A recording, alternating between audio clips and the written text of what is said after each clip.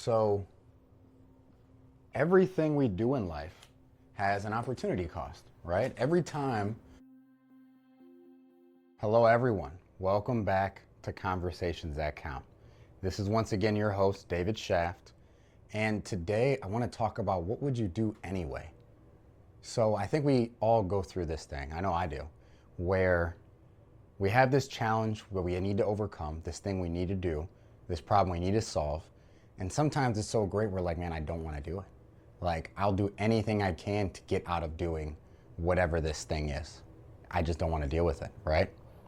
And I was talking to a mentor of mine about a few different challenges I was going through with business, with closing deals, and I was just kind of like complaining, right? I was really just like venting my problems. And she just said, okay, well, like, I get all that, but how do you go to the gym every day? And I sat there and I was like, well, I like what's the alternative to not going to the gym, right? It's getting fat, it's getting out of shape, it's being unhappy with how I look and feel. And it just came back to like, well, what would I do anyway? Like, what would I, if I wasn't going to the gym, what would I do with that time instead? Would I like fill it with TV? Would I just work a little bit more and less efficiently? Like, would I sleep more? What would I do with that time? And it brought me to the idea I want to talk about today, and that is opportunity cost.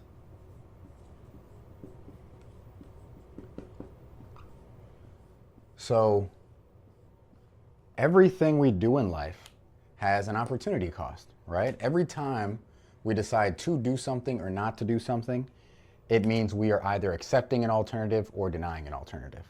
So me deciding to go to the gym, right? Me deciding to go to the gym means that I have to forego the other opportunity, right? And maybe that other opportunity is sitting on the couch. So that's a little subtraction for those that don't know, but we're just gonna write couch, right? Because I decided to go to the gym, I decided not to sit on the couch. But if I decide to go to the gym, it means I don't get the option to sit on the couch. I had to give this up to get this. And we have to do that with every single thing in our life. If we pick a partner, right? It's like, well, I pick one partner, it means I have to give up a different partner, or it means I have to give up being alone, right? And it doesn't mean that giving up that other thing means that that other thing was better, or that you even lost something, right? A lot of the times, that opportunity cost just means that you're paying something to get something else. That is it. So keeping that in mind, once I really painted that picture, I'm like, well, not going to the gym means I have to get this sucky thing. So not working hard means that, well, I don't have as much money to do the things I want to do. In a way, to gain more freedom, right? Maybe I get time back. Maybe I get a little bit of energy back. It means that I have to give up different freedoms of maybe freedoms of travel, maybe freedoms of experience, maybe freedoms of doing for others. Either way, I have to give up something to get something. And so if we flip that around, right, it's like in giving up my free time, right? So in giving up free time, and just write free time there, to give up that free time, it means that, well, what am I replacing that free time with? And that free time might be, right, money. And it's like, yeah, I don't have as much time anymore, but I might have a lot more of this. Or maybe instead, I decide to get married, right? Maybe I get married to the love of my life. So now we have marriage. That's embarrassing. That's not how you spell. I missed an A. For those of you that don't know, marriage is spelled marriage, right? Marriage, but not mirage, marriage. So if I get married, right, it means that I might have to give up a little bit of isolation, right?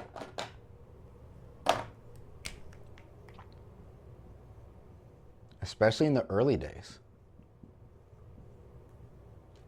And that's my opportunity cost right now, right? To get married, I have to be a little less isolated and by myself, right? It's not just me anymore, it's me and another person. But for those of you who are married, right, you actually don't give this up forever.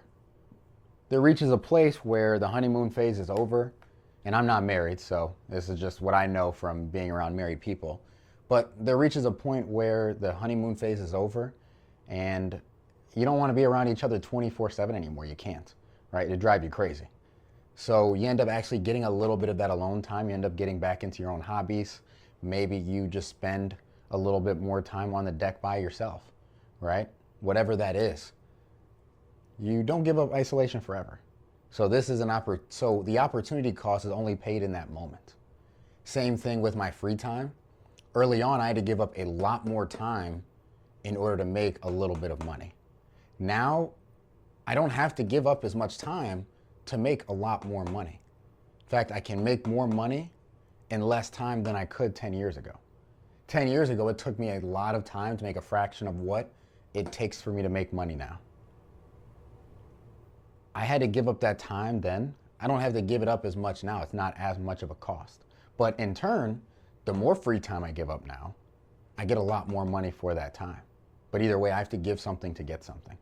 And again, to go to the gym, I have to give up that time on the couch, right? I have to give up being out of shape. So opportunity cost, right? Everything requires a sacrifice in a way.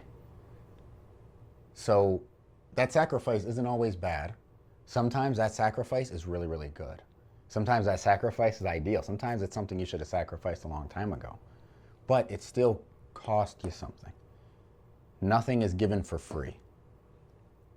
But make sure you're willing, you know what you're paying, right? Make sure you know what you're giving up on the other side. When I was doing all that complaining, it was like, well, yeah, I mean, I don't complain about going to the gym because the alternative is being on the couch and being out of shape.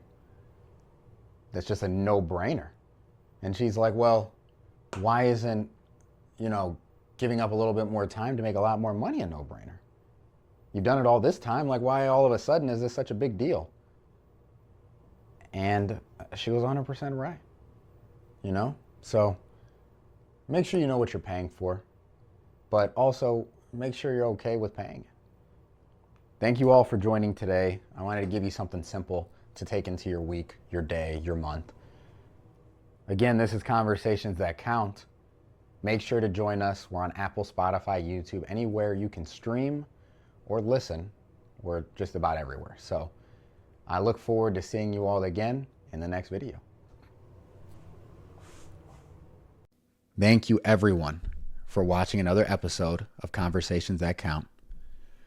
Sometimes what we find is YouTube will unsubscribe us from our favorite channels, as well as when we finish an episode, we'll have enjoyed it so much, we'll forget to hit the subscribe button because we'll be so caught up with it. My ask is so that we can keep the channel free, so that I can continue bringing you amazing guests, continue bringing you amazing practices that improve all of our skills as we go into every day and every week. If you can hit that subscribe button, if you can like, share, it goes a very long way to, again, keeping the channel free, allowing us to continue providing you amazing content. And my promise is I will only continue to improve the content, improve the guests, and improve the best practices every single time. I will make sure every week and every month that it only gets better for you. So again, thank you all for tuning in. Thank you for watching. And I look forward to seeing you in the next episode.